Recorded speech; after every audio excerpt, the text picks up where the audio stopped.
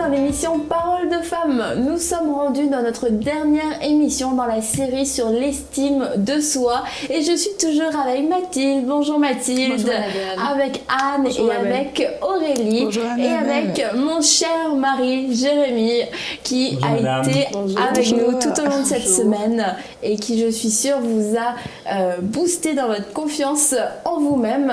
Et aujourd'hui, on va parler aux hommes de la responsabilité du mari pour valoriser la femme. Donc comme je l'ai dit hier, allez chercher vos maris, mesdames. Ils ont besoin d'entendre ce message de la bouche d'un homme, qui plus est. Donc c'est le jour pour vous, messieurs, de suivre Parole de Femme. Donc le mari a un rôle à jouer pour aider sa femme à trouver sa valeur. Alors, quand on voit déjà le terme du mariage, du mari, de l'épouse, bien sûr on revient à Adam et Ève.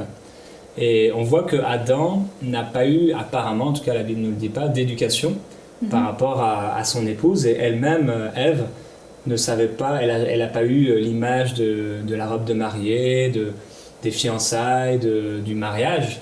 Donc ils n'avaient pas de modèle. Oui, et en fait, quand on n'a pas de modèle autour de nous, et ça arrive à plusieurs personnes, d'avoir des bons modèles, ben on arrive dans la vie et dans le mariage avec des perceptions qui sont complètement fausses.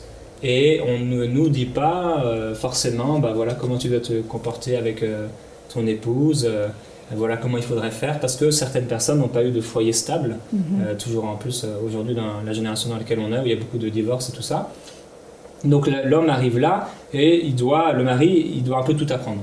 Et on voit que Adam, lorsqu'il est venu, lorsque Dieu l'a créé, Dieu a mis auprès de lui Ève, et on sait qu'il y a eu la tentation d'Ève. Et automatiquement, Dieu va aller vers Adam et la première chose qu'il va dire, Seigneur, c'est la femme que tu as mise auprès de moi. Et pour Adam, pour lui, simplement la femme qui était à côté de lui, c'était simplement la femme que Dieu a mise auprès de moi.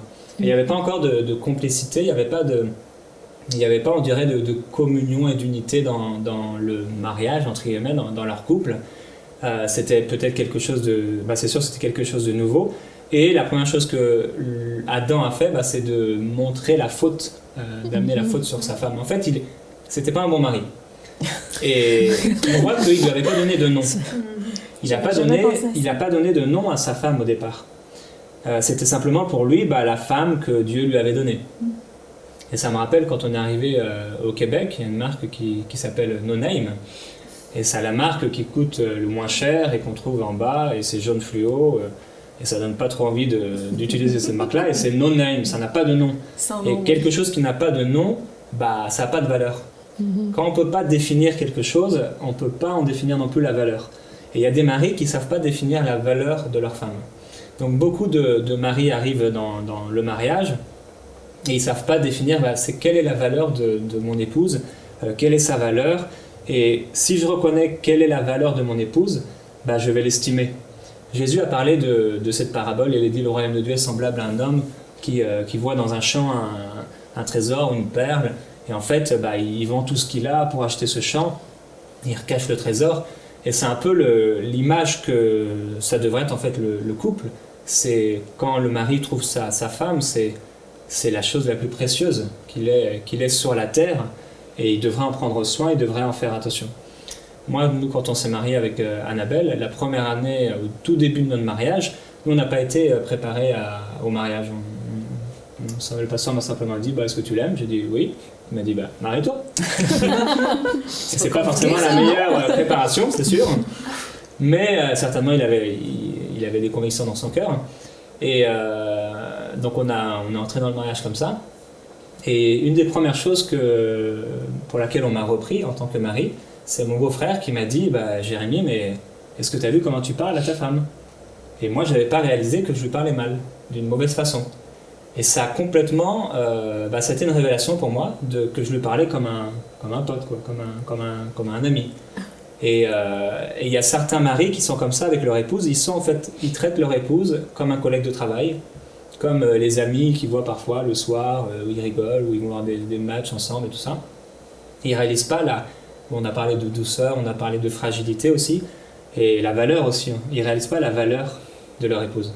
Donc il faut que les maris puissent comprendre leur rôle Et j'aime beaucoup l'image que Jésus donne par rapport à cette épouse, l'Église, en fait, qui doit paraître devant Dieu comme une épouse sans tache, ni ride, ni rien de semblable.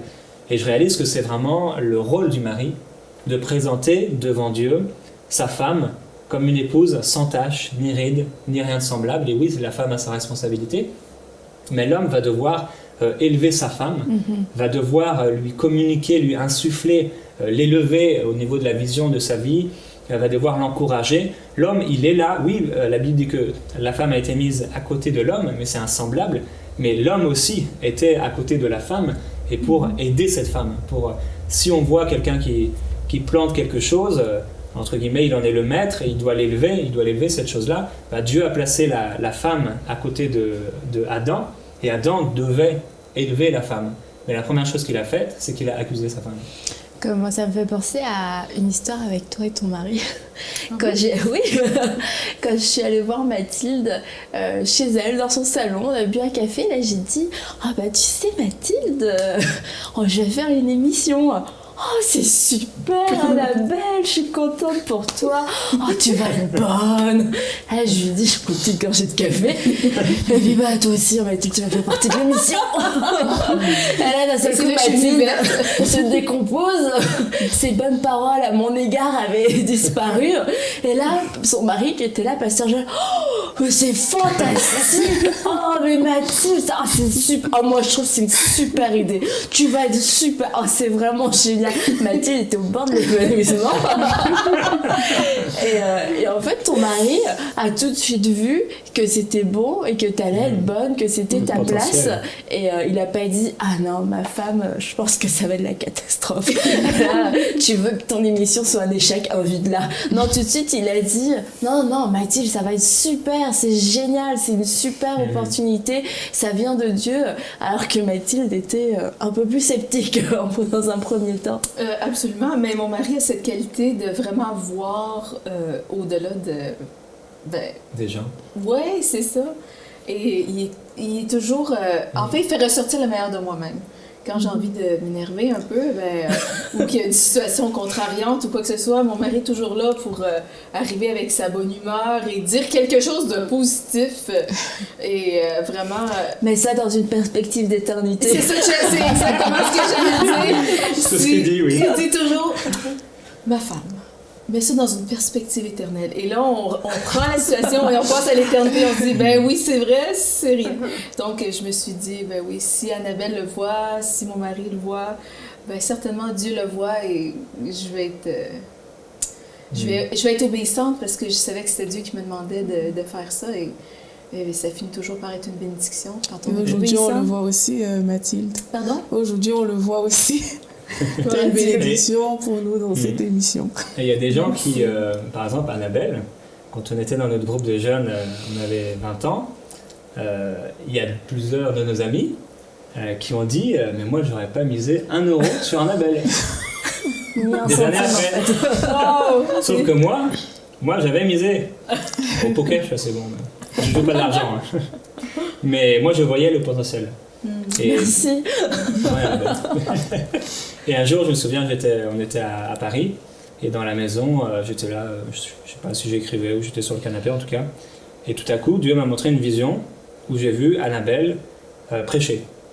Et je l'ai vue, elle faisait de grands gestes, comme elle fait aujourd'hui. Mais elle, c'était pas vu encore comme ça. Et c'était bien loin de la réalité dans laquelle j'étais à ce moment-là. Ah oui, il y avait rien. Oui. Enfin, Julia, elle prêchait pas trop quand même.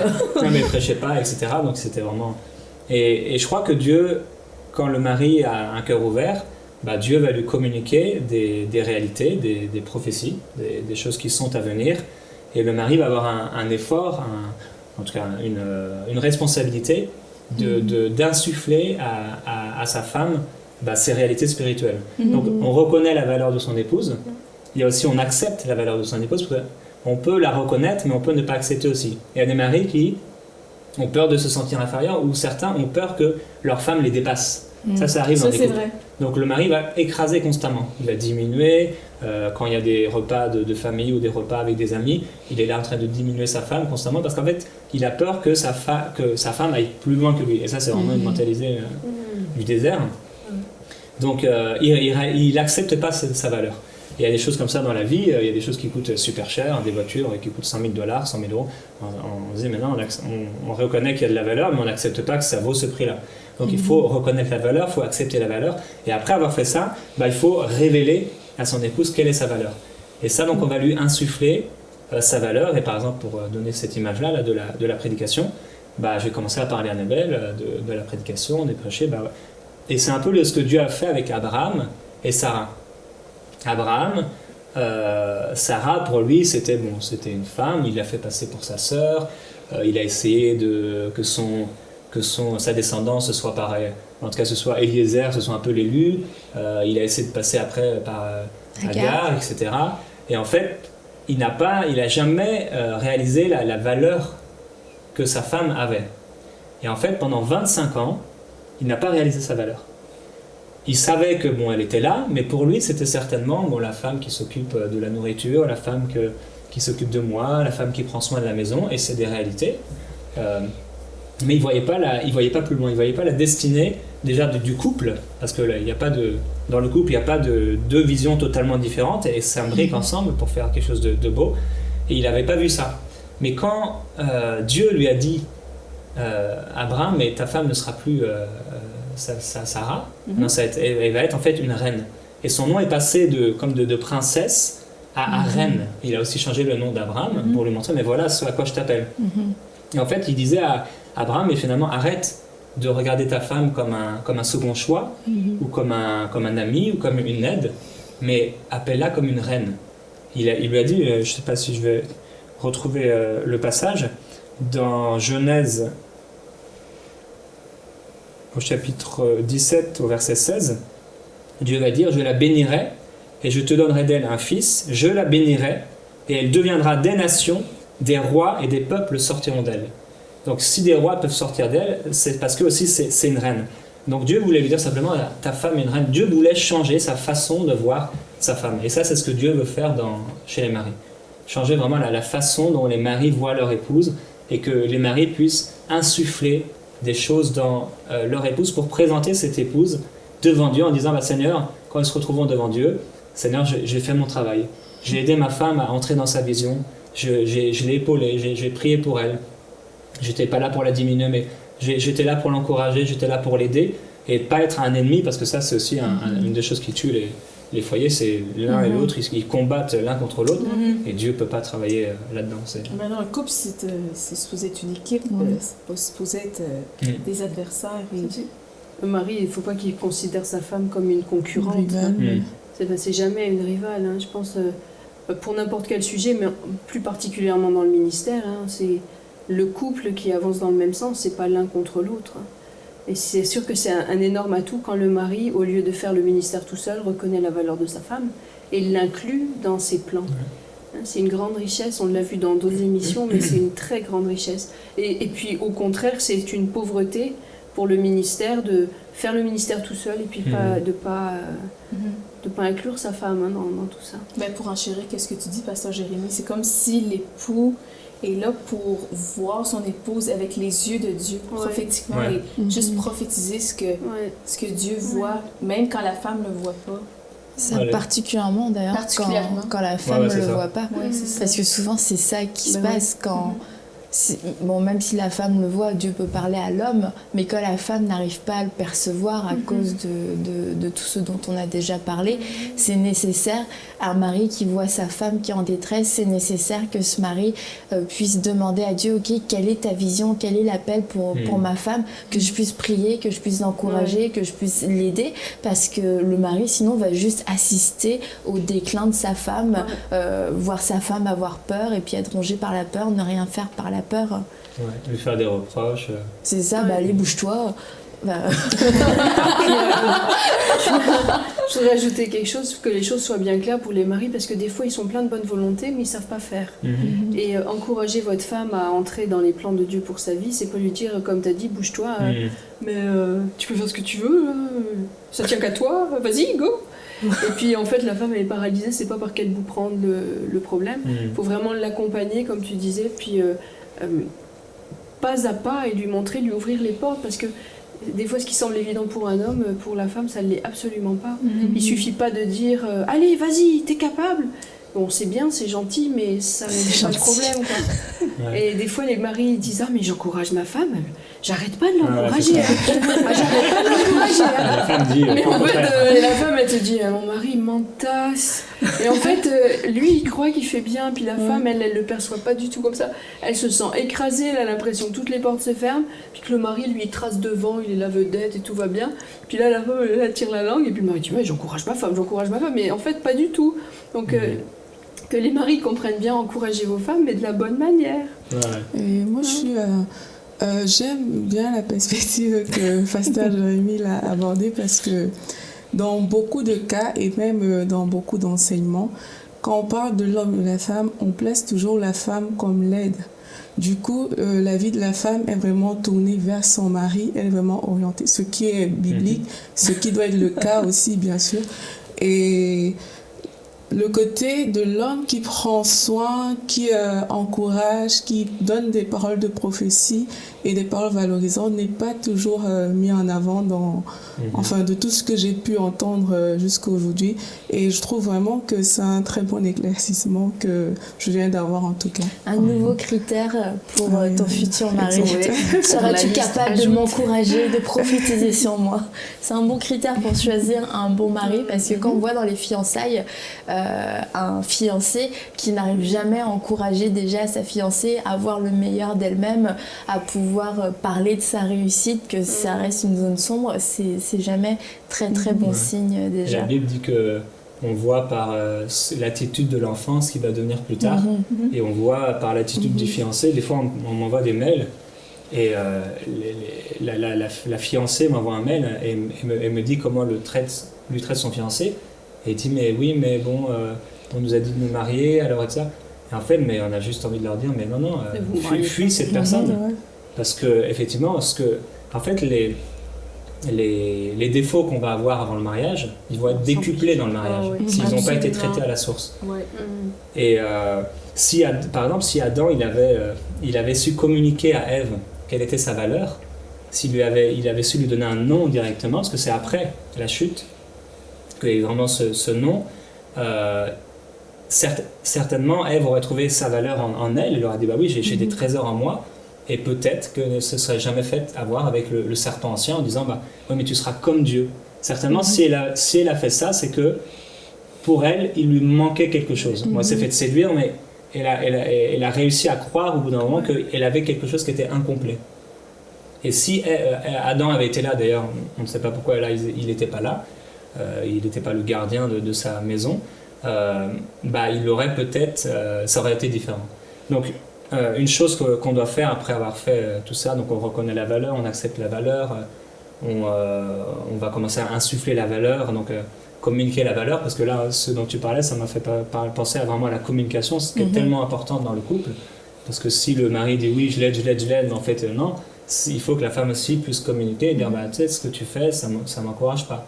Oui, parce qu'on sait que les hommes et les femmes ne pensent pas du tout de la même manière, hein, vraiment. Et que les hommes sont parfois... Les perceptions sont différentes. Ouais. Et les hommes sont parfois orgueilleux, et donc dès qu'on leur fait une C'est toi remarque... qui l'as dit, c'est un homme qui l'a dit, d'accord?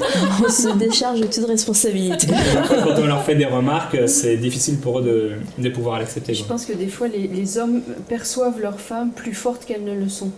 Ils ont l'impression qu'elles sont fortes, qu'elles arrivent vraiment à bien tout gérer. Ça peut, bon, il peut y avoir des femmes timides et l'homme perçoit bien sa femme comme très timide, mais je pense à un couple en particulier de personnes âgées, enfin maintenant ils sont déjà bien avancés en âge, et en fait la femme a toujours eu cette attitude de force, et c'est ce qu'elle veut, c'est où elle va, et en fait elle a une très grande fragilité, et son mari pendant des années il n'a pas vu cette fragilité-là, il l'a vue comme un bulldozer, sa femme, et arrivé dans vraiment les années maintenant, quoi, la fragilité, la vieillesse étant là, l'homme se rend compte à quel point elle est fragile, et j'ai dit c'est pas juste dans ses vieux jours, elle a toujours été comme ça au fond d'elle.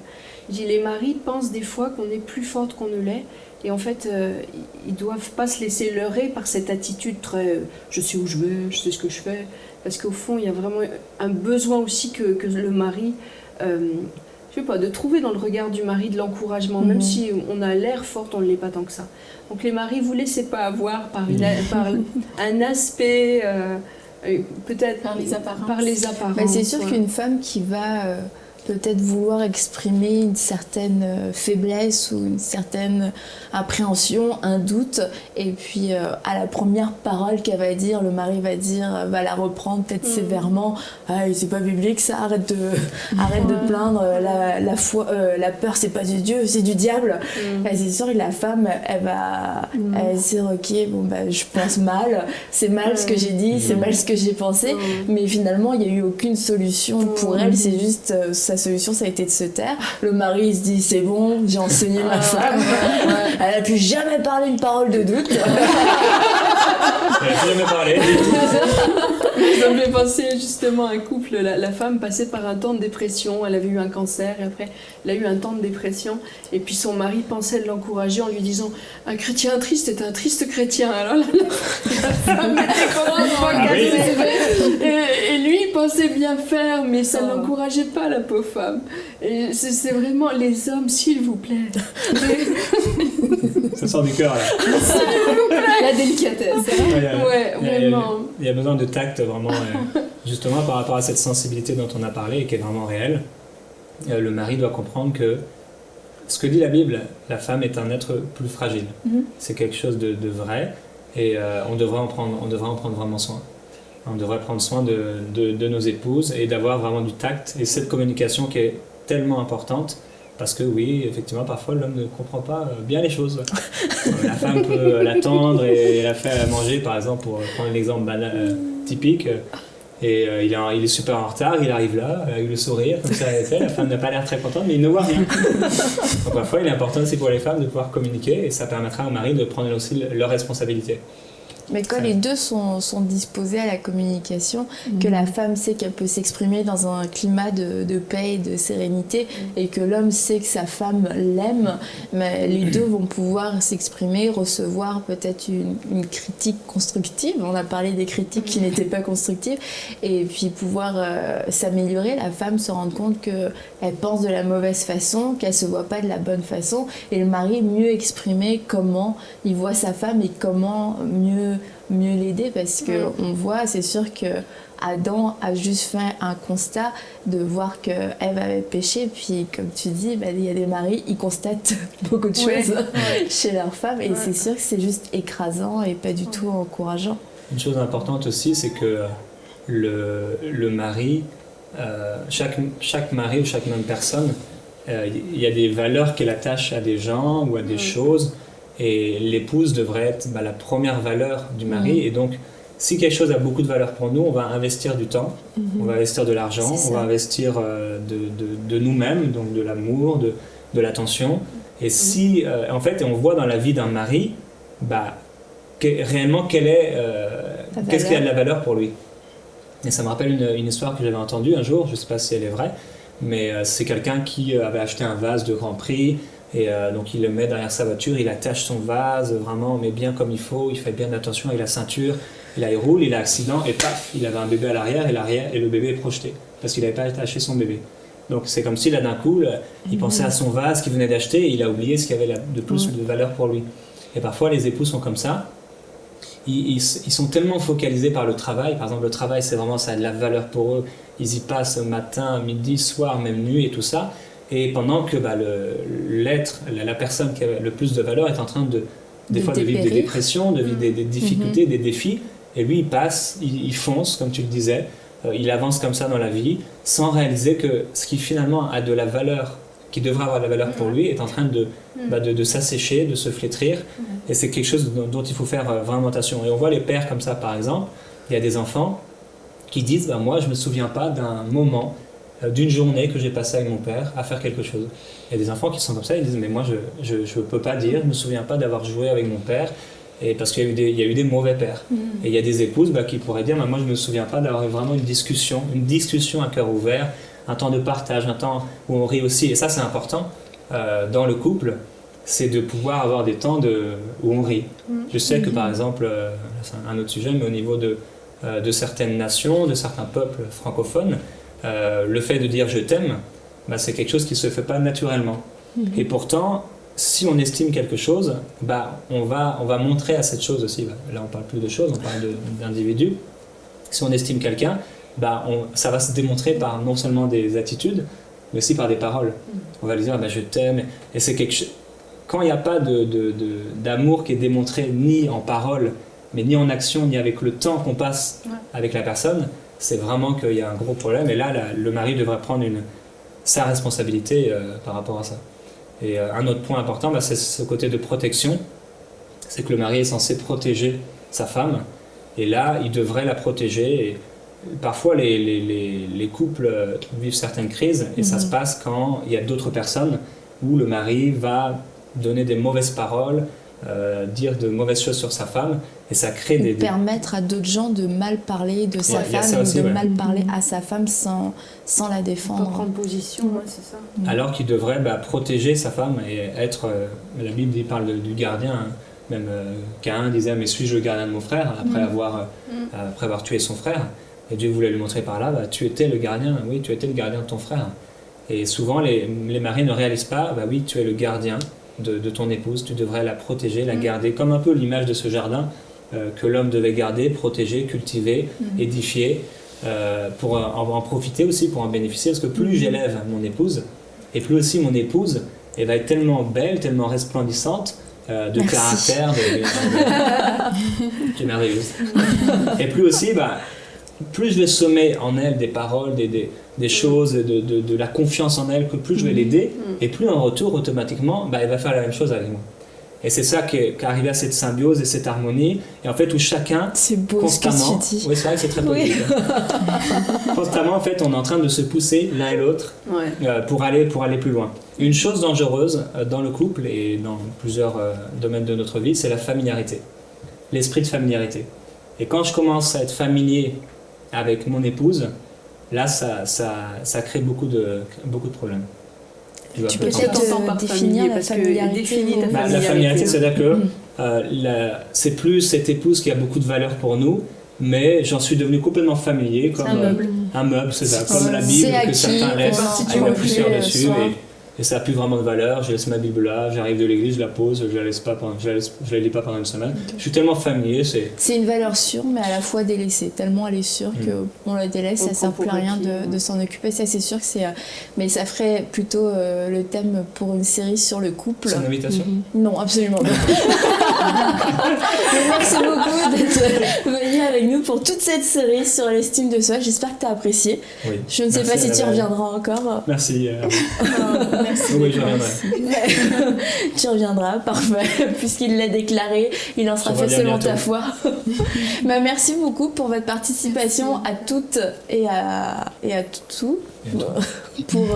Pour cette série sur l'estime de soi. Donc Marie, vous avez compris, élever vos femmes, ça ne sera que du bénéfice pour vous. Vous pourrez juste seulement récolter le bon fruit de votre femme. Vous ne perdrez rien, au contraire, vous aurez tout à gagner. Et vous, mesdames, confiez-vous en Dieu et vous verrez des choses extraordinaires se passer au travers de vos vies. Donc on vous dit à très bientôt pour une prochaine émission de Paroles de Femmes.